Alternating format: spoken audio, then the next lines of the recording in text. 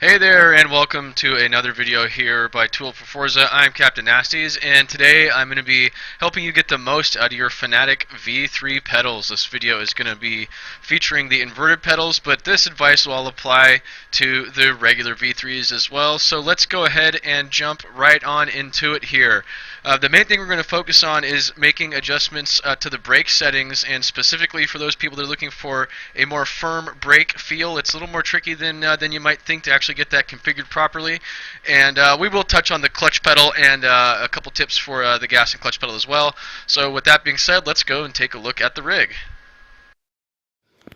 Alright fellas, so what we're looking at here is my V3 inverted pedals, and the first thing I did with these pedals is I changed the orientation of the clutch pedal. So if you see on the brake side here, there's this bracket that attaches to this just rod that comes down from the top there, and this same bracket was on the clutch here, and it really made the clutch stick out really far.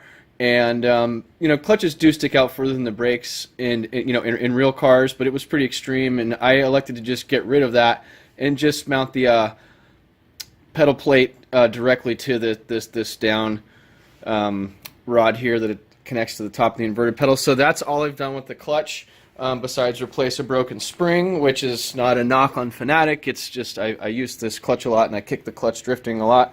And I will let that be a testament to the amount of time I put in on sim racing. So the other thing I adjusted is really easy. These pedals, both the V3 and the V3 inverteds, come with a stiffer throttle spring, and I really like that. Put that on a while ago, and I'm definitely enjoying it. So what this video is really all about, the almighty load cell brake and adjusting that. So first of all, I do not have the brake performance upgrade kit. I'm probably going to try that in the future, but I like the feel of this right now, and it's not super hype on my list, although I will be messing with it. So first of all, I'm going to talk about the damper kit here. So this comes stock on the V3 inverted pedals, and it is stupid, quite frankly. I would never recommend that anybody spend the 60 bucks to add this to their rig. I have it turned all the way down to its lowest setting. So you can see here, this is the indicator. It's a little washed out with the light. So you can see there that that's set at just under 1. Anything above 1 in this damper kit makes the pedal return really lazy, and my lap times were terrible. It just felt like absolute garbage with that thing turned up. So anyways, my recommendation is don't waste your money on that. If you've got it on your V3 inverted, you know, fantastic. I've heard of people putting these things on the gas pedals, and that just seems crazy to me. I'm not a big fan of this at all. But what I am a big fan of is the way I've got these brakes set up in every other way. And so you see, first of all, I've got the stiffness maxed out all the way here. So you can see if I go any further than 5, that's the maximum setting. That a little white box like one on the top starts to show up, and that's how you know that you've achieved as stiff as you can get with the factory settings. So that'll give you some issues if you're familiar and you've done this, and yeah, you might have had some problems. There's a little bit more to it than just setting that spring and adjusting. So we're going to jump onto the PC over here, and I'll take you through the rest. Sorry for all the potato cam here, but it's necessary to show you these on-wheel settings. So what we're going to want to do next is go in and make some adjustments to our wheel presets. So I'm going to go over here to ABS first of all, and my middle LED is dying on my wheels, so I apologize about that. So you can see that looks like it's set to 88 right now, and that's just where I like mine. That's where the rumble motor is going to kick in when I'm at 88% of maximum braking pressure, and that's just a good cue for me to know I'm getting close to the threshold of maximum braking. It really helps knowing kind of where I'm at, so I'm going to leave that there. That's an important one to set up, and then let's go to the most important one here, which is BRF. Now, a lot of people are not going to be running this setting, but I highly recommend this. I run it off. So it comes stock at 50, and what that essentially means is that you only require 50% of the total force to achieve 100% braking. In my opinion, that reduces fidelity, and certainly you're going to have, you know, if you have 100 different values versus 50 for your braking, well, then you've just doubled the resolution on your brake pedal. Yes, you have to apply more braking pressure, but that's exactly what we're trying to achieve here by stiffening that spring up all the way and then making that adjustment to the BRF setting. So, okay, now we're going to jump over to the PC and finish this thing up, guys.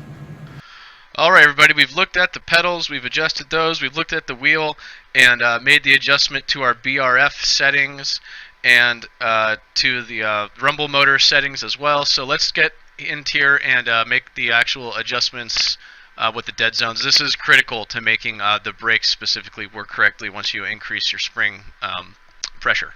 So of course you just go into properties here, it'll bring up your wheelbase, and if you can't see these boxes here that say set max and set min, you're going to want to go into settings and make sure that you enable this V3 manual mode. This is how you can automatically set your dead zones, which is definitely the only way to fly here for sure. So what you see here is I'm not applying any input to anything, and you don't see any inputs being applied to any of my pedals. So this is what you want to look like once you've completed this correctly.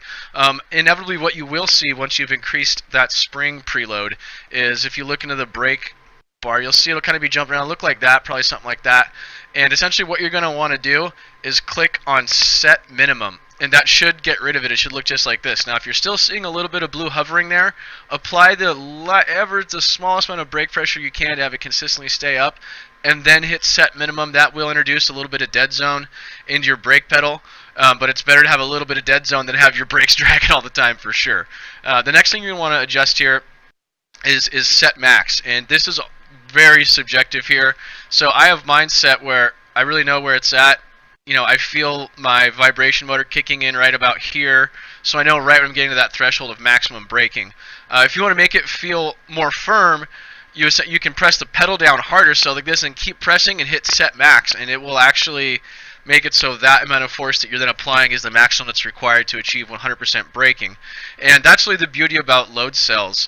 Unlike potentiometers, that are used in Logitech pedals that only detect pedal travel, the load cell actually detects the amount of pressure that's being applied to the pedal. It's much more realistic, and you have much more control over the amount of braking force that can be applied. It's just much more realistic. It's better in every way. Every set of quality pedals uses a load cell for the brake. So that's this video. Thanks a bunch for watching. Hopefully this was helpful, and check out some of other videos here on Too Old for Forza. I've covered a variety of different topics on sim racing gear, and I try to find stuff that's lacking on YouTube. I'm not hell-bent on becoming the most popular guy on YouTube. I just want to help people get the most out of their sim racing gear and help build up our community of social sim racers in Too Old for Forza. If you're looking for a club to race with, come and check us out. We have events on Forza Motorsport 7, we have events on Project Cars 2 on the Xbox One, and of course we'll see you guys over at Race Department as well for the Assetto Corsa series. Over there, Captain Nasty's over and out, guys. We'll see you next time.